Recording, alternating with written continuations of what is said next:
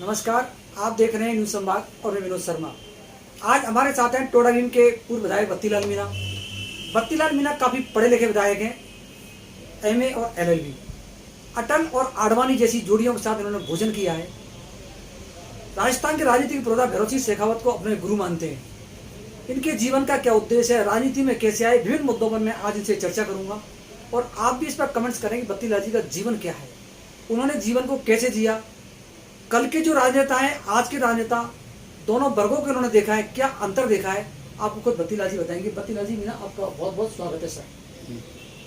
Sir, मैं आपसे जानना चाहता हूं कि आपका राजनीति में आदर्श कौन था? मेरा राजनीति आदर्श भैरव सिंह शेखावत। देखिए, आप 1977 से 80 तक विधायक रहे, तो आप पहले अपनी ये पूरी कहानी बताएं, विधायक में कैसे आए, किसके संपर्क में आए, कहाँ से आप छात्र संघ अध्यक्ष रहे, ये सब क्या था? मैं 1975 में अलवर कॉलेज में प्रेसिडेंट था।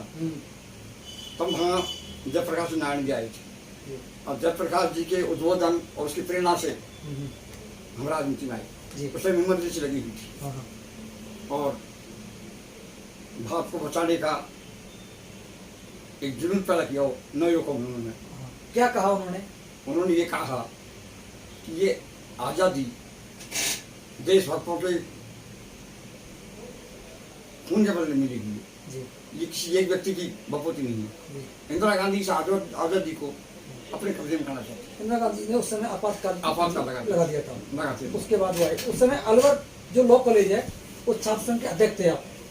मैं पूरी राजनीति कॉलेज का अध्यक्ष था। फिर जब वो आए अलवर, तो उन्होंने आह्वान किया हमारा कि हमको ऐसे युग चाहिए जो देश के लिए काम करे, अपने स्वास्थ्य और ये आज़ादी दूसरी लड़ाई यही। तो अब हमने उनके निर्देश में काम किया और हमारे नेताओं को जेल में डाल दिया गया। हम उनके संपर्क सूत्र थे।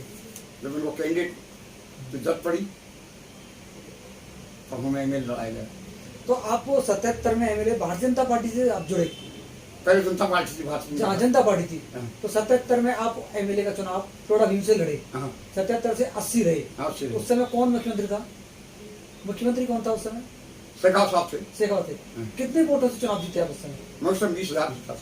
20,000। किसको हराया था आपने? मैंने चेतराम में हराया। चेतराम जी हराया। तो पहले मिनिस्टर हैं शायद चेतराम जी?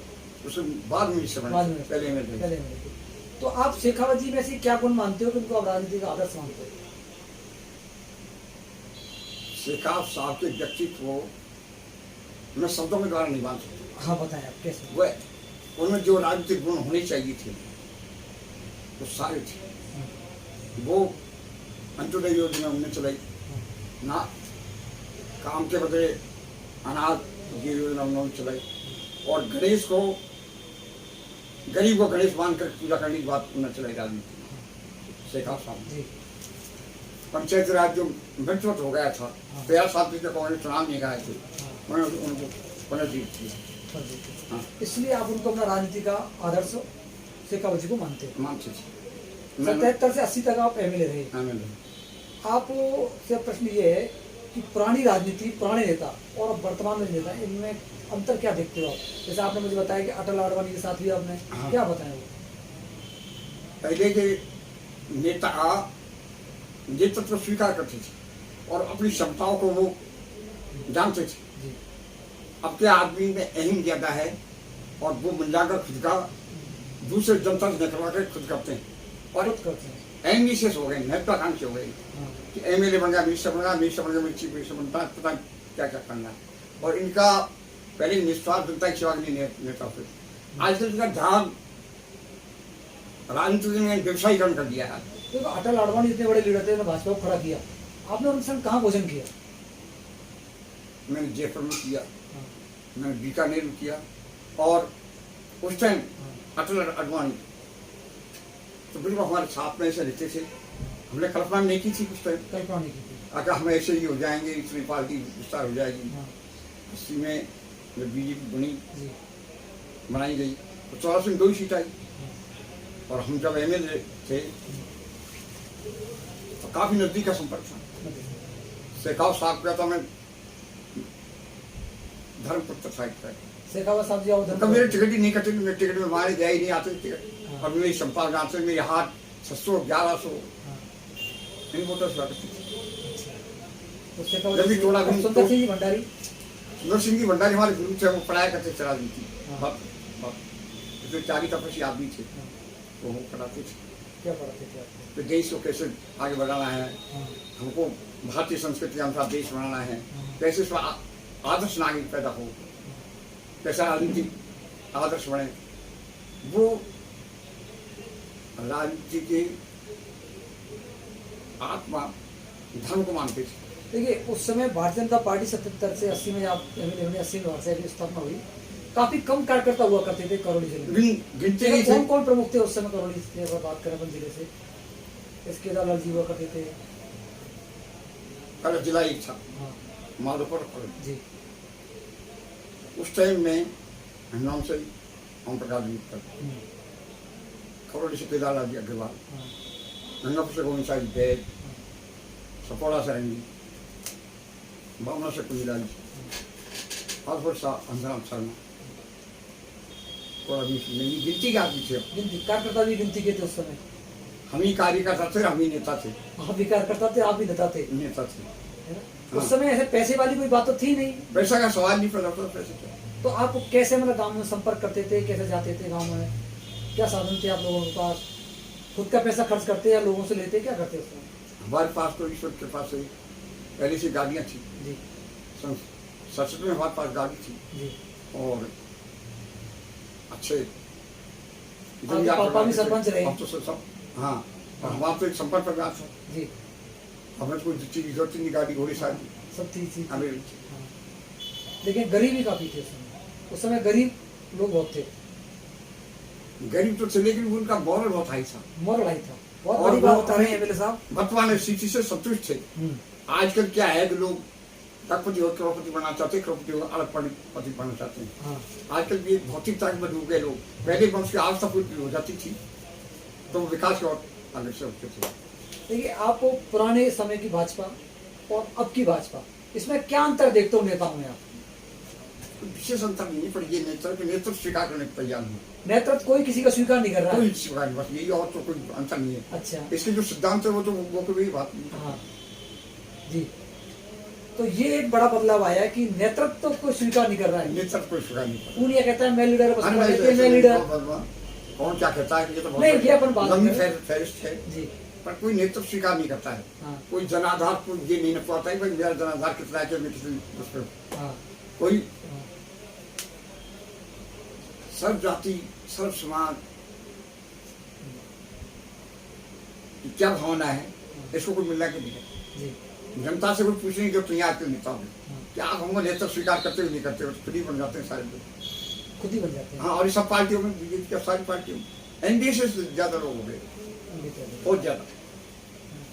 तो एमएलए साहब आपको ये बताएं, जब आपको फिर लंबे समय तक आपको नहीं मिला टिकट, हाँ, 77 से 80 के बाद की आपकी स्थिति क्या रही, थोड़ा ये बताएं। मैं 80 में जनता पार्टी और बीजेपी अलग अलग हो गई थी और मैं जनता पार्टी से चुनाव लड़ गया। हाँ मुझे पता ही नहीं पड़ा कि पार्टी तो हो गई। हाँ आपको, अच्छा देखिए एमएलए साहब बहुत बड़ी बात बता, पता ही नहीं पड़ा आपको। हाँ, हाँ वही 2 पार्टी बन गई यार, मैं गाँव में था हाँ तो मैं जनता पार्टी का मस्त सिनेमा लगाया मुझे, हाँ, और रामस्वरूप मीणा को उसको बीजेपी आ गया, रामस्वरूप जी मीणा हाँ, चौड़ावी हाँ उसको बीजेपी आ गया। हाँ हम दोनों लड़ पड़े हाँ, और हमारे खिलाफ चेतराम लड़ा। चेतराम जी लड़े। हाँ, हाँ तो मेरे चेतराम में टक्कर रही हाँ और मैं बहुत कम वोट हारा, कंप्यूटर। तो मुझे बीजेपी फिर शेखाव साहब के नेतृत्व में जाना ही था। हाँ मैंने टिकट दिया, रामस्वरूप जी कांग्रेस में चले गए। उस टाइम इंदिरा गांधी जी खत्म हो गई थी, उनकी लहर थी एक तरीके की। ऐसी चीज, तो मैं मामूली से वोटों से कितने वोटों से? हार गया, हाँ करीब 1700 वोट। अच्छा, फिर? उसके बाद मुझे मैं प्रधान बन गया, हाँ 90 में चुनाव लगा एमएलए का, हाँ, मैं 1100 वोट पर हारा। किससे हारे 11 वोटों से? रामस्वरूप जी। रामस्वरूप से। हाँ। हाँ। वो हार का क्या कारण था? वो उस हार का क्या कारण था? उस हार कारण से मैं और कॉन्फिडेंस था। और कॉन्फिडेंस से आप हार गए? हाँ, मुझे ये पता नहीं था मैं हार भी सकता हूँ। हाँ और जब कांग्रेस के ST SC हाँ और मोहम्मद भाई हाँ ये ऐसे वोट से जो बंदे बैंक से हाँ, और जो जनरल कास्ट है हाँ, वो थोड़ा भी कम है, हाँ। तो मैं ओवर कॉन्फिडेंस कर गया। और कॉन्फिडेंस रह गए। हाँ, उससे आ गया। उसके बाद फिर फिर मैं तराना में मुझे टिकट मिला। हाँ, तराना में टिकट मिलने के बाद में 6 वोट हार गया, किससे हारे 600 वोटों से? उसी रामस्वरूप से। रामस्वरूप से। उसी और रामस्वरूप ने खूब तो हराया हार गया हाँ, कि रामस्वरूप बीच में एमपी चुनाव लड़ गया हाँ, 91 में, हाँ। तो उसकी स्मृति ताज़ा पड़ी थी। तो अच्छा, फिर मुझे 98 में चुनाव नहीं, टिकट नहीं मिला। किसको मिला उस समय? उस नारायणा को मिला हाँ, और उसके मात्र 11,000 वोट आए। अच्छा, फिर मुझे पार्टी ने 2003 में टिकट दिया और मैं रामस्वरूप चुनाव लड़ी, जब मैं राजस्थान पहले नंबर पर जीता। तो रामस्वरूप से आपने हिसाब बराबर कर लिया इतना 2003? कर दिया जब वो अब लड़ना ही भूल गए। भूल गए? आओ कितने वोट हराया? 43,000 43,000 से 43 4-3। 43। तो वैसे क्या कारण था आपका इतना ऐसे वोट कैसे मिल गए आपको, इतने कैसे हराए? मैं 2 बार हाथ जता हुआ था उससे, हाँ, और कॉन्फिडेंस में हार गया मैं अच्छा, 2 बार। और एक बार तो मैं लास्ट में हारा 600 वोटों से, हाँ, तो मेरे बैलेट में गड़बड़ी कर दी गई वहाँ। बैलेट में? बिल्कुल बैलेट पेपर में जबरदस्ती हरा दिया गया अच्छा, और उस पर काउंटिंग होती थी, कांग्रेस सरकार थी। तो टोडा भीम में आपने राजनीति की, तो लगातार राजनीतिक टकराव किस पार्टी से रहा, किस नेता से रहा लगातार आपका? रामस्वरूप जी से रहा? मेरे नेता बदलते रहे, हाँ, मैं चेतराम से लड़ा, मैं मूलचंद से लड़ा, हाँ, 2 बार रामस्वरूप से लड़ा। हाँ, तो ऐसे नेता मेरे खिलाफ बदलते रहे, बदलते रहे, बदलते रहे। लेकिन- पार्टी हमेशा कांग्रेस मेरे खिलाफ नेता बदल देती थी। नेता बदलती थी। अच्छा, तो आपको आप पे कोई भ्रष्टाचार का आरोप लगा? कभी नहीं लगा मेरे पर। नहीं लगा? मेरे ऊपर आरोप बांध कोई चीज नहीं लगी, घमंड का, अहंकार का, भ्रष्टाचार का। हाँ, मेरे बारे में दुश्मन भी सोचते हैं कि ये भ्रष्टाचारी आदमी है, और विरोधी भी सोचते हैं कि कैसा आदमी है। और सामने वाले पर? अब सामने वाला मैकेनिक्स था, नहीं, आपने तो उठाए होंगे ना मुद्दे? मेरा कोई मुद्दे ही नहीं उठाया। नहीं उठाए मुद्दे? नहीं, मैं तो- जनता अपना मुद्दे उठा देती है। हाँ, मैं किसी के बारे में जैसे आपकी बात- आपको जब 2003 में चुनाव लड़े, लेटेस्ट बात, तो उस समय हम भी पत्रकारिता में शुरू हो गए थे, तो आप किन मुद्दों पे चुनाव गए 2003 में? मैं केवल मेरी सादगी, मेरे व्यक्तित्व, हाँ, इसके आधार पर चुनाव लड़ा क्यों लड़ा? था और मेरे काम के आधार पर, हाँ। क्योंकि इन्होंने काम नाम कोई चीज़ खाता ही नहीं खोला था। अच्छा, ये बताया आपने काम की बात करी, तो आपने कौन सा काम कराए विधानसभा में? आप अपने काम गिनाएं। मैंने सन 1780 पंचायत समिति नावती से बावनों से नावती लाया, पंचायत समिति खुलवाई मैंने अलग से। बावन राज से यहाँ नादोती, ये कैसे आया इस जिला? अच्छा, पहले 2 तहसीलों की एक पंचायत समिति थी बावन राज की और नावती, अच्छा, मैंने अलग पंचायत समिति नावती करवाई।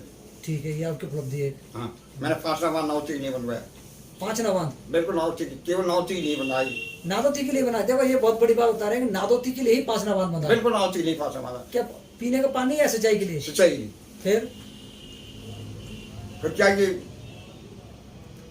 करीब ये जब मैं पिछले टाइम एमएलए था, हाँ, जो संघर्ष हो गया हाँ, और उसकी नहरें बंद कर दी गई, हाँ, और जब दोबारा मैं एमएलए बना हाँ, तब मैंने ऐसा कोई पंचायत शायद छोड़ियाँ स्कूल नहीं करवाई, हाँ, मैंने कॉलेज करवाया थोड़ा नहीं, हाँ, और चंबल नावती परियोजना मैंने बनवाई थी अच्छा, 495 करोड़ की।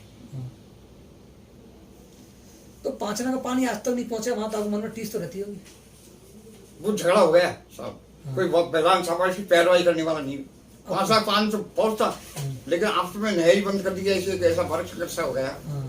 तो उससे तो क्या ये वर्तमान विधायक हैं टोडा भी, ये भी पैर भी नहीं कर रहे हैं क्या पानी की? ये अच्छा कर रहे हैं, सब कुछ कर रहे हैं, हाँ। और लेकिन आप मैं किसी के बारे में नहीं, आप कहीं नहीं चर्चा कर रहे हैं। मैं इसलिए नहीं कर सकता किसी के बारे में कि जनता अपना मूल्यांकन करती है। मुझे चुनाव लड़ना आगे भी, तो मेरी लोकप्रियता किसी के बारे में घटिया बात करने से घट जाती है, कहता नहीं राजनीति। देखिए, बहुत बड़ी बात है, घटिया बात करने से घट जाती है, हाँ, है ना? राजनीति अरे, मैं किसी के बारे में नहीं करता, नहीं आप जनता कहें अपना नहीं, मूल्यांकन कर लेती नहीं है। आप नहीं कहें, लेकिन पांचना का पानी तो पहुंचा तो नहीं ना, ये तो कंफर्म है ना। पांचना का पानी गया तो है नहीं अभी, वो नहर बंद हो गई, झगड़ा होने सब में। जब उसके बाद प्रयास भी तो नहीं हुए, उसके बाद अब प्रयास। मैं नहीं कर सकता कि किया नहीं किया प्रयास में। हाँ। कौन कौन करेगा प्रयास फिर? अभी तो मेरे भी निकाह में है, और फिर भी अब एक ऐसी मांग उठ रही है क्या उठ रही कि है? भाई पहले हमको पानी दो। लेफ्ट के नाल दिए, पास से साइड के गाँव हाँ। उनको पानी दिया जाए, हाँ। तब आगे बढ़ने देंगे पानी। अच्छा। ये लेकिन साहब, टोडा भी विधानसभा क्षेत्र में अभी कौन से कार्यों की विशेष जरूरत है, विकास कामों की क्या होना चाहिए वहाँ पर? विकास का कोई निश्चित पैमाना नहीं है, हाँ। कॉलेज पहले स्कूलों की मांग हुआ करती थी, हाँ, अब कॉलेज की मांग उठने लगी। तो विकास एक सतत प्रक्रिया है। आधुनिक समय में एक विकास की परिभाषा और पैमाने बदलते रहते हैं। जी। पहले आदमी को मोटरसाइकिल जब थी, फोर व्हीलर की जरूरत पड़ी। हाँ, पहले आदमी को साधारण एजुकेशन की जरूरत थी। सारे जिले में किस समय कॉलेज हुआ करते, जहाँ पढ़ते थे यहाँ एक कॉलेज होता था माधोपुर जिले में। आज के टेक्निकल एजुकेशन जब पड़ी नहीं, और ये माना बहुत कि ज्यादा जरूरत है। आपको विधानसभा का टिकट दे भाजपा हाँ 2023 में और आप जीत कर विधायक बने, तो आप कौन से काम, क्योंकि आपका ये अंतिम चुनाव होगा उम्र के हिसाब से, हाँ हाँ उम्र के हिसाब से अंतिम चुनाव, तो बिल्कुल। क्या लंबे उम्र जी है, हाँ, हाँ। लेकिन वो एक आपका अंतिम चुनाव हाँ, वो या मेरा आखिरी चुनाव है। अच्छा, तो इन आखिरी चुनाव में आप क्या काम करना चाहते हो कि मैं अगर एमएलए बनूं तो ये काम करना चाहता हूँ? मैं एमएलए बना तो मेरी पहली प्राथमिकता होगी हाँ, कि चंबल का पानी जो अब पीने के लिए जा रहा है वो सिंचाई के लिए लोगों को मिले, ये मेरी पहली प्रार्थना है। चंबल का पानी, हाँ अच्छा जो अब पीने के लिए जा रहा है उसके द्वारा सिंचाई के लिए भी जाए। अच्छा, जैसे कई जगह दोहरी योजना है, वो पानी पीने के लिए भी जाता है, सिंचाई के लिए जाता है। हाँ, पहली प्रार्थना मेरी होगी कि हर खेत में पानी। दूसरी मेरी प्रार्थना होगी यदि मैं एमएलए बन गया तो मेडिकल कॉलेज, टेक्निकल कॉलेज हमारे क्षेत्र में होने चाहिए, ताकि हमारे लड़के बाहर नहीं जाना पड़ा। आज की हाँ, ये मेरी सबसे ये प्राथमिकता है। प्राण। देखा, आप 2003 से 2008 तक जब एमएलए रहे तो वसुंधरा जी सीएम थी, वसुंधरा राजे सीएम थी उस समय हाँ 2003 से। तो वसुंधरा जी से आपका कैसा मिलना जुलना था, क्या काम काज था, मैं कैसा व्यवहार था? मैं हर शेखाव साहब के टाइम को चाहता रहा और मैं वसुंधरा जी का चाहता रहा, क्योंकि मैं इकोनॉमिक्स का विद्यार्थी था। हाँ, इसलिए बेल्ट पे भाषा बोलने पे हम कुछ ही लोग थे जो विधानसभा में हाँ, अपनी बात को सही तरीके से, स्पष्ट तरीके से, प्रभावी तरीके से रख सकते थे। इसलिए हम तो प्रेशर करने की कोई जरूरत ही नहीं थी। नहीं थी। सरकार के काम काजों का विश्लेषण करना, हाँ, उनका रखना, ये हम सब जानते थे, हम ट्रेन थे इन बातों में। अच्छा, इस जिले में अगर विकास भाजपा ने ज्यादा कराया या कांग्रेस ने? इस जिला को का काम ये जिला ही भाजपा ने बढ़ाया है। हाँ, आप सिंचाई के क्षेत्र में देखिए 5 नाम बनाए, आप सड़कों के क्षेत्र में मंडालपुर, ये सारी सड़कें देखिए, नेशनल हाईवे खास से लगा धौलपुर हाँ, पूरा जिला, ये नॉन कॉलेज, करौली कॉलेज, वो टोला भीम कॉलेज, ये सारी कॉलेज पहले एक कॉलेज थी, ये सब उसने करवाई भाजपा ने। जब जिला ही भाजपा ने बनाया है तो जिला से बड़ा क्या विकास हो सकता है? अच्छा, जो जिला जब भाजपा ने बनाया है करौली जिला, करौली में तो कांग्रेस का काम ही नहीं, बताइए मुझे क्या काम? लेकिन अभी तो विधायक तो कांग्रेस के हैं सब। देखो विधायक बनना दूसरी बात है और काम दूसरी बात है, और विधायक इसलिए कांग्रेस के है कि जनता की इच्छा के अनुसार टिकट नहीं दिए गए। जनता की इच्छा के अनुसार टिकट नहीं दी गई, ये मतलब पैराशूट से लोग आ गए, जब उनको कौन वोट देगा बताइए? हाँ, करौली में खा गया, कौन खा गए? टोडा भीम में अरे खाई बात तो मत सुनो, पर जनता की इच्छा के अनुसार टिकट नहीं दिए गए। पैराशूट से लोग उतारे गए जो जनता से जुड़े हुए नहीं थे। टोडा भीम में पैराशूट का कैंडिडेट ने अमित शाह प्रचार करने आए और बसपा भी लड़ी, हाँ, और जब कैंडिडेट 73,000 से हार रहा है तो आप उसे क्या मानते हो? करौली कैंडिडेट को आप क्या मानते हो? कैंडिडेट करौली में हर बड़े बड़े राजा महाराजा भी, बड़े बड़े कार्यकर्ता भी, अपना नहीं खासी जो कैंडिडेट का नाम ही नहीं लोग जानते, जो कैसी जीते ही बताइए करौली। तो जनता चाहती है बीजेपी को, हाँ। लेकिन बीजेपी उनके अच्छा के अनुसार टिकट नहीं देती तो ये जनता की। क्या क्यों हो रहा है बीजेपी में से, इसको क्या मानते हो आप? अब ये ऊपर ही गुटबाजी, पता नहीं नेता हो क्या है, हिसाब किताब, हर आदमी चाहते हैं 2-4 मेरे 5 मेरे फैक्ट हलो हो रहे ले आवे। अच्छा, अब उनको टिकट दे देते हैं, भाई आ गया भाई, ये बोलेंगे हमको नेता मानेंगे, हाँ, ऐसी बात है। और वो चुनाव जीत नहीं पाते हैं। वो चीज जीत नहीं पाते। हाँ। अच्छा, टोडा भीम में एमएलए साहब कौन से समीकरण बैठते हैं कि भाजपा चुनाव जीते, वहाँ क्या कारण है? आपका क्या समीकरण बैठता है हाँ ST SC वहाँ? मोमनस, ये कांग्रेस माइंडेड है, हाँ, माइंड के हाँ, समुदाय, हाँ। और मेरा इनसे व्यक्तिगत संपर्क है। अच्छा, वहाँ जनरल कास्ट जो बीजेपी को वोट देती है, हाँ, बढ़िया ब्राह्मण राजपूत ये बहुत कम है, नाम मात्र के हैं। कम संख्या वहाँ पर। गुर्जर वोट भी काफी ज्यादा है। गुजर वोट तो मुझे बहुत ही ज्यादा चाहते हैं। मेरा लाभ बीजेपी को किसी वोट नहीं देते। अच्छा। हाँ, हाँ। तो इस बार तो पीआर को दे दिया। वो तो सचिन नाम पे दिया। प्यार कौन न कैसे ले लिया मैं नहीं कह सकता। हाँ। वो अपने अपनी व्यक्तियों की क्षमता है क्या है। हाँ। लेकिन ले गया साहब 71,000 वोटों से चुनाव जीता है। तभी तो 73,000 से जीता था। चुनाव जीता है। जब उसको सर्व समाज वोट नहीं देता तो 73,000 के जीते। तो क्या वो जनता की उम्मीदों में खरा उतरा नहीं तो अगर 73,000 वोट लेने के बाद भी? अब मैं तो अच्छा ही है, मैं मानता हूँ, बुरा हूँ। मैंने आज पहले कह दिया मैं किसी के बारे में आलोचना नहीं करती। हाँ। किसी के बारे में आलोचना नहीं करेंगे। नहीं। तो टोडा में विकास कुछ हुआ है कि नहीं हुआ, मैं ये पूछना चाह रहा हूँ। ये तो विकास अपनी अपनी क्षमता के अनुसार सब कराते हैं। हाँ। अपनी अपनी क्षमता के अनुसार सब उनकी कराते हैं। क्षमता तो अभी हम कैसे बदला कर अभी 5 साल पूरी नहीं है उनकी। ये 5 साल विकास हिसाब तो तो 5 साल लिया जाता है। सड़क को टोडा भीम की एरिया की पूरी खराब पड़ी है। कोई भी एमएलए हो, कोई भी सरकार हो, 5 साल में उसका हिसाब लेना चाहिए। अब एक साल रह जाएगी जब हम लोग पूछना शुरू कर देंगे। राजस्थान में अभियान शुरू कर देंगे कि भाई हमारा काम अच्छा है कि ना काम अच्छा है। अच्छा, तो अभी आप उसका इंतजार कर रहे हो? 1 साल जो कर पूछे लोग हिसाब पूछते 1 साल रहोगे जब पूछोगे? जब पूछेंगे लोग। अभी वो काम करने का मौका दे रहे हैं, भाई तुम काम करिए, काम करिए। और नहीं करें हम लोगों ने बताया ये काम इनके, ये काम हमारे। अब किसी काम को आपको अच्छा लगे। अच्छा, एक बात बताओ, आप पुराने समय से राजनीति कर रहे हैं, उस समय का कार्यकर्ता और अब का कार्यकर्ता हो नेता हो, पहले मेहनत कितनी हुआ करती थी, ज्यादा या अब? संपन्न, समर्पण और एकजुट से संबंध पहले और उसमें हम क्या? देखो पहले क्या थे, पहले जो कार्यकर्ता थे वो बीजेपी की वो त्यागी तपस्या और बैरागी टाइप के लोग थे। और अब आप जानते हैं आधुनिक युग है और राजनीति को साधु सन्यासी और संगठन है नहीं जी। हर वो आदमियों की एक महत्वाकांक्षा होती है और संगठन के द्वारा वो लोग अपनी महत्वाकांक्षा को पूरा करना चाहते हैं जी। वन फॉर ऑल और ऑल फॉर वन, ये राजनीति का सिद्धांत है जी। संगठन के द्वारा मनुष्य अपनी शक्ति अपनी इच्छा पूरी करना चाहते हैं।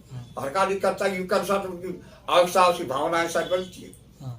जैसे पहले किसी के लोगों को कोई नौकर हुआ ही नहीं करते थे, आज ट्रांसफर भी काम है कि भाई मेरे बच्चे करवाओ, ऐसा करवाओ, ये भी ट्रांसफर काम होगा। तो ट्रांसफर के नाम पे जो चला ये आपने तो नहीं किया? डिजायर सिस्टम, पैसे डिजायर सिस्टम, हम पैसे लेके सवाल नहीं था मेरा। क्या जानता था, इस बात को मैं अच्छी तरह समझता हूँ। एक व्यक्ति मजबूरी में किसी को पैसे देता है, लेकिन फिर जब एमएलए जाता है उसे वोट मांगने लिए जो 1000 एक प्रचार करते तो किस मुझे जाए पीछे एमएलए। मैं आपको बताऊं मेरा अनुभव है, एमएलए करौली महाराज कोई कमी, अलवर राजा कोई कमी, जिया कुमारी कोई कमी है, भरतपुर राजा का कोई कमी है, ये क्यों एमएलए बनना चाहते हैं? इसलिए बनना चाहते हैं कि आधुनिक युग की पावर एमएलए का होती है। पावर एमएलए का ये पावर का पुंज है एमएलए। अब पावर जहाँ होती है, अब कोई सही उपयोग करे कोई गलत करे, वहां बची उसके ऊपर है। शक्ति राम में भी थी, रावण में थी। और रावण ने उसका शक्ति का प्रयोग अपने इसके लिए किया, राम पराय के लिए किया। तो टोडा भीम में कैसे हो रहा है, सही हो रहा है गलत हो रहा है? अभी मैं गलत सही कहीं बताता नहीं, निर्णय में करने वाला कौन होता हूँ, ये तो जनता बताती कौन क्या है। मैं तो सबको अच्छा मानता हूँ। नहीं, जनता के तौर पर भी जब सोचते हैं अभी क्या हो रहा है? हमने जनता से पूछा ही नहीं। अभी पूछा नहीं? अभी 1 साल के इंतजार चुनाव लड़ेंगे, जब पूछेंगे भाई बताओ। हम क्यों पूछे किसी के बारे में? चुनाव लड़ेंगे तब पूछोगे। हाँ, अब भाई हम अच्छा लगे तो हमको दे दो, अच्छा लगे अच्छा लगे। हमारा मेरा प्रचार करने का, मेरा लोगों जनसंपर्क करने का तरीका लगे। एक साहब बताओ, समाज में क्या बदलाव हो रहा है लगातार? ये समाज सही दिशा में जा रहा है, गलत में जा रहा है, क्या होना चाहिए? सभी समाज की बात कर रहा हूँ मैं आपसे। सारे समाज बुजुर्ग आदमी है, पढ़े लिखे, सारे समाज व्यक्तिवादी हो गए। चाहे अपना भाई दुख पाए, अपना परिवार दुख पाए, मैं दुख नहीं पाना चाहिए। एक मन में अहम भावना हुई, खुद की इच्छा पूर्ति करनी, खुद के स्वार्थ पूर्ति करनी। समाज विकृति जानी और आदर्श हर्ष हो रहा है, आनंद हो रहा है। भाई भाई के प्रति अपनी ड्यूटी को पूरी नहीं कर रहा, पिता पुत्र के प्रति अपनी ड्यूटी को पूरा नहीं कर रहा, और समाज पति पत्नी आपस में नहीं कर रहे हैं। भारत एक ऐसा देश है जो विभिन्न जातियां, विभिन्न समुदाय से बना हुआ एक बड़ी जात। अब इसमें एक दूसरे का अस्तित्व को स्वीकार के बिना कैसे काम चलेगा? सुधार कैसे हो इसमें? जो विघटन हो रहा है अभी हर जगह। मेरी सबसे प्रबल जो बात है, मैं चाहता हूँ, एक तो जातिवाद का जहर न फैले। ठीक है। कि हर जाति में अपनी अपनी विशेषता होती है, हाँ ना, अपनी विशेष। और उन विशेषताओं के आधार पे ही ये देश आगे बढ़ रहा है। जो काम जिस धंधे में कर रहा है, अब मैं किसान हूं, मैं खेती के बारे में एक्सपर्ट हूं, ब्राह्मण समुदाय बुद्धि के बारे में एक्सपर्ट है, ब्राह्मण समुदाय बढ़िया समुदाय है, वो बिजनेस के बारे में एक्सपर्ट है, कोई किस बारे में एक्सपर्ट है। तो सब मिल के भारत है। शरीर का कोई भी अंग हो, हाथ का अलग काम है, पैर का अलग काम है, सिर का अलग काम है, तो ऐसे ही बन के शरीर बनता है। अब लोग अपनी अपनी जातियों को लेकर बराबर फेंक देते वो एक गलत हैं, इससे नुकसान हो रहा है देश को। अच्छा ये बता दो, अब जो किसान आंदोलन चल रहा है इस समय, किसान धरने पे बैठ रहते हैं, किसान और कृषि बिल के बारे में आप क्या कहना चाहते हो? पढ़ा है, सुना है कुछ आपने इसके बारे में? मैं पूरी तरह जानता हूँ। अच्छा तो आप ये बता ही दो आज क्या है इस मामले में। इस मामले में बात यह है कि कांग्रेस भी, आप सभी दर्शक अच्छी तरह सुन लें, विधायक जी बता रहे हैं, पूर्व विधायक है टोडावीन के। कांग्रेस भी इन बिलों को चाहती थी। अच्छा कांग्रेस भी इनको चाहती थी, हाँ, पर वो लागू नहीं कर सकी। हाँ, अब बीजेपी लागू कर दी तो बुरे बुरे दिखने लगे। हाँ, जब काम स्वयं करे तो अच्छा, हाँ, और दूसरा भी काम करे तो बुरे। हाँ। 370 धारा, आपको इनमें क्या अच्छा लगता है बिलों में? कृषि बिल में आपके लिए अच्छा ही क्या लगती है? क्या? इसमें इतनी बड़ी अच्छाई है हाँ, कि किसान को अपनी माल बेचने का किसी की बातें नहीं है उसका। वो कहीं भी अपनी इच्छा अनुसार फसलों को बेच सकते हैं। और एक चीज के जो कई ग्राहक होते हैं तो उसके मूल्य अपने आप बढ़ जाते हैं। हाँ, और जब चीजें कहीं उसको मजबूरन मंडियों में ले जाना पड़ेगा या कहाँ बेचना पड़ेगा। आप ये जानते हो कि नीलामी लावारिस माल की लगती है, लावारिस होता है, तो किसान का माल मजबूरी में 1 2 3 होता था मंडियों। अब किसान खाई बेच सकता है। अच्छा नरेंद्र मोदी जी कहते थे किसान की आय दुगनी करूंगा, ये कहते थे। कांग्रेस के टाइम में सरसों क्या भाव क्या करती थी, अब सरसों क्या भाव किसान पैदा करता है। तो 8,000 रुपये कुंटल सरसों बिक्री है तो ऑटोमेटिक आय दुगनी होगी, ऑटोमेटिक आय दोगुनी होगी। तय है। हाँ, ऑटोमेटिक आय दुगनी होगी। हमारी चीज पे मान ली 10 रुपये किलो बिकती है और वो 20 रुपये किलो बिकने लगी तो ऑटोमेटिक आय दुगनी होगी। दोगुनी होगी। और फिर इन इंफ्रास्ट्रक्चर जो है, किसान की मूलभूत सुविधाएं, उसको सिंचाई के साधन है, उसको और लाइट की जरूरत है, ये उसमें इनकी तरफ ध्यान दिया जा रहा है। किसान को लॉन्ग टाइम कर्जे दिए जा रहे हैं, उनके कर्जे माफ किए जा रहे हैं। तो कृषि बिल का अभी पूरा समर्थन आप कर रहे हैं एक तरीके से। ये तो कांग्रेस चाहती थी वो लागू नहीं कर सकी। कांग्रेस इनको लागू नहीं कर सकी, कांग्रेस पूरी तरह चाहती थी। अब वो बीजेपी लागू कर दिया तो वो बुरे लगने लगे उसको। साहब आज आधुनिक युग में देश काफी आगे बढ़ रहा है, उसके बाद भी ये नादौती एरिया काफी विकास में पिछड़ा हुआ है। कई एरिया जो कई गांव में आज भी मूलभूत सुविधाओं का अभाव है। इसके लिए कोई पार्टी कोई कैबिनेट जिम्मेदार नहीं है। देखो, लेकिन लंबी बात तो विकास तो नहीं हुआ है बहुत से गाँव में। जो इंफ्रास्ट्रक्चर है, आधारभूत ढांचे, सड़क, सिंचाई, स्वास्थ्य, बिजली, पीने का पानी, ये चीज मुहैया करवाना सरकार का काम। बाकी एजुकेशन में हमारा जिला अभी सबसे आगे हैं। ये थे टोडावीन के पूर्व विधायक बत्तीलाल जी मीणा, हम इनसे चर्चा कर रहे थे। मैं एक बार फिर बताना चाहता हूँ, 1977 से 80 में जनता पार्टी से विधायक रहे, 88 से 95 तक प्रधान रहे नादौती में, 2003 से 2008 तक फिर भाजपा से एमएलए रहे। काफ़ी पढ़े लिखे, एमए और एलएलबी हैं। बीए उन्होंने 1970 में से 71 में की, करौली कॉलेज में की। यहाँ उनके बेटे लेक्चर भी रहे। इनके 2 बच्चे हैं, पत्नी का भी निधन हो चुका। इनके पिता का नाम मेवाराम है, काफ़ी लंबे समय सरपंच रहे दलपुरा नादौती के पास है। और भैरव सिंह शेखावत को अपने जीवन का ये आदर्श मानते हैं।